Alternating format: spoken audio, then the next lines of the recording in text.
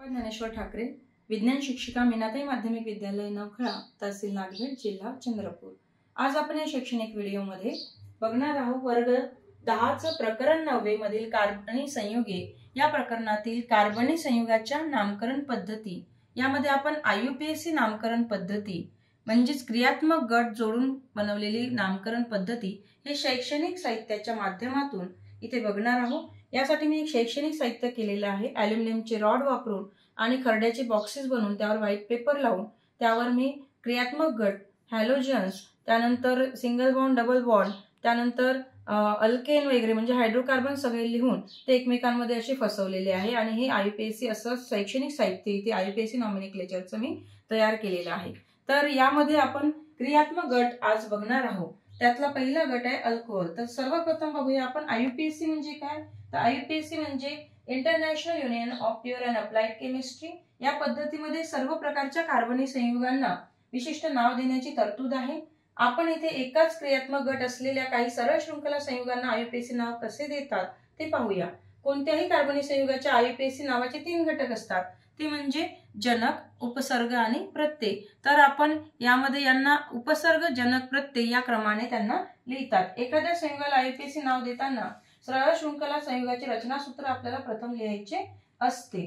तर इथे आपण क्रियात्मक गट घेत आहोत अल्कोहोल। तर क्रियात्मक गट म्हणजे काय, तर हायड्रोकार्बन साखळीमध्ये एक किंवा अधिक हायड्रोजन अणूंच्या जागी हॅलोजन, ऑक्सिजन, नायट्रोजन, गंधक या मूलद्रव्यांच्या अणूचे प्रतियोजन होते व त्यामुळे संयुगाला विशिष्ट असे रासायनिक गुणधर्म प्राप्त होते।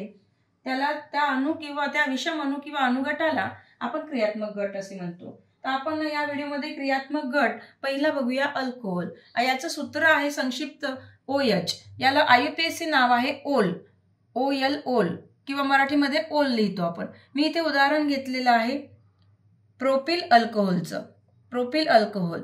तर असं रचनासूत्र आपल्याला लिहून घ्यायचं आहे। त्यानंतर आपल्याला इथे कार्बन अणूंना अंकन करायचं आहे। तर अंकन करताना जो क्रियात्मक गट लागलेला जो कार्बन आहे त्याला पहिलं अंकन द्यायचं। इथे मात्र आपल्याला दोन्ही साइडनी अंकन नाही करता येत। जिथे आपल्याला हा गट लागलेला आहे क्रियात्मक गट एका साइडला, तर त्याला आपल्याला पहिलं अंकन द्यायचं आहे। त्यानंतर हा दुसरा कार्बन आणि हा तिसरा कार्बन। तर असे एकूण 3 कार्बन आले म्हणजे मोठ्या सरळ शृंखलेतील कार्बन अणूंची संख्या 3 आहे। म्हणजे सर्वात प्रथम आपल्याला पहिली पायरी करायची आहे की रचनासूत्र लिहायचं आहे। रचनासूत्र लिहून आपल्याला कार्बन अणूंना अंकन करायचं आहे। तेव्हा कार्बन अणूंची संख्या मोजायची आहे। आता इथे 3 आली आहे। यावरून याचा जनक अल्केन म्हणजे दुसरी पायरी आहे की जनक अल्केन ओळखायचं आहे। तर 3 असल्यामुळे जनक अल्केन आला प्रोपेन, कारण की सगळे सिंगल बॉन्डेड आहे।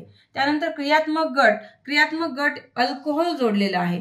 अल्कोहोल म्हणजे OH। तर याला आपण काय म्हणतो, ओल म्हणतो। याचं IUPAC नाव काय आहे, ओल आहे। तर यावरून आता IUPAC नावात आहे दोघांना, जनक अल्केन आणि क्रियात्मक गटाला जोडून आपल्याला नाव तयार करायचं आहे। तर याचं नाव होईल प्रोपेनॉल,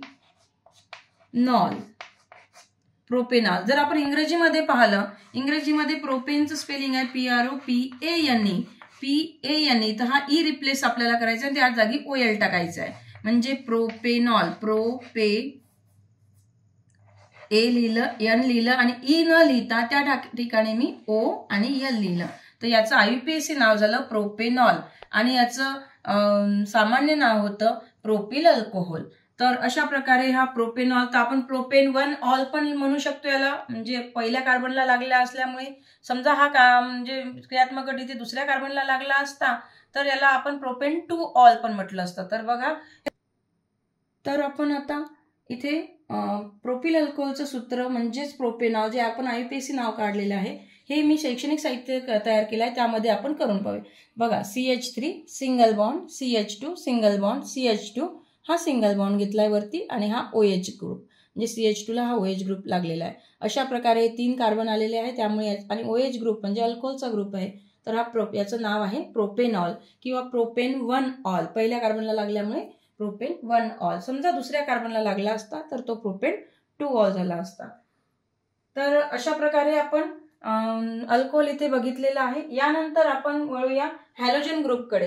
तर हॅलोजन मध्ये 4 येतात मूलद्रव्य, क्लोरीन, ब्रोमीन, आयोडीन आणि फ्लोरीन। तर याचं जे सूत्र आहे यांना आपण IUPAC नाव हे म्हणजे क्लोरो ब्रोमो म्हणजे उपसर्ग. जसं इथे आपण पाहिलं की जनक अल्केन नंतर प्रत्यय लागला, तर जसं आपण अल्कोहोलमध्ये पाहिलं की प्रोपेनॉल म्हणजे नॉल जो आहे, ऑल जो आहे तो मागे लागला, म्हणजे जनक अल्केनला प्रत्यय लागला.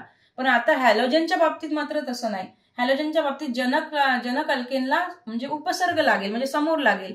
जसं आता क्लोरीनला आपण काय लिहायचं आहे, क्लोरो लिहायचं आहे. ब्रोमीनला आपण ब्रोमो लिहायचं आहे. आयोडीनला आयडो आणि फ्लोरीनला फ्लोरो.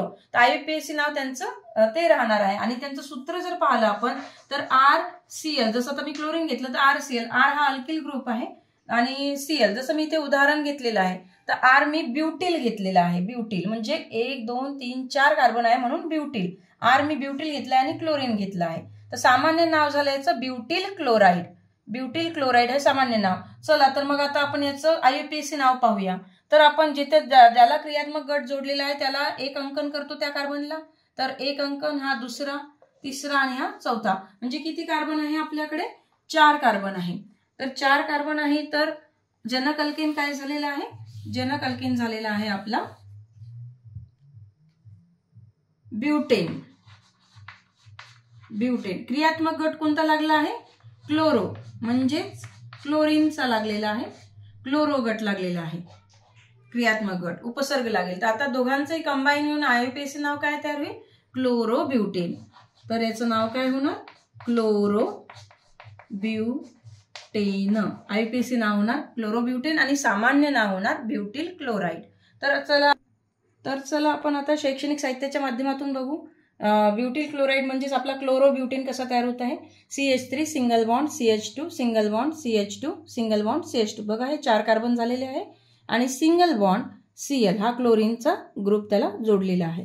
तर अशा प्रकारे क्लोरो ब्युटेन म्हणजे 4 कार्बन असल्यामुळे सिंगल बॉन्डेड आहे म्हणून ब्युटेन झाला हा, आणि क्लोरीन लागला आहे म्हणून त्याला क्लोरो ब्युटेन. पहिल्या कार्बनला लागला आहे म्हणून 1 क्लोरो ब्युटेन हे त्याचं नाव आहे. समजा दुसऱ्या कार्बनला असता लागला तर 2 क्लोरो ब्युटेन झाला असता.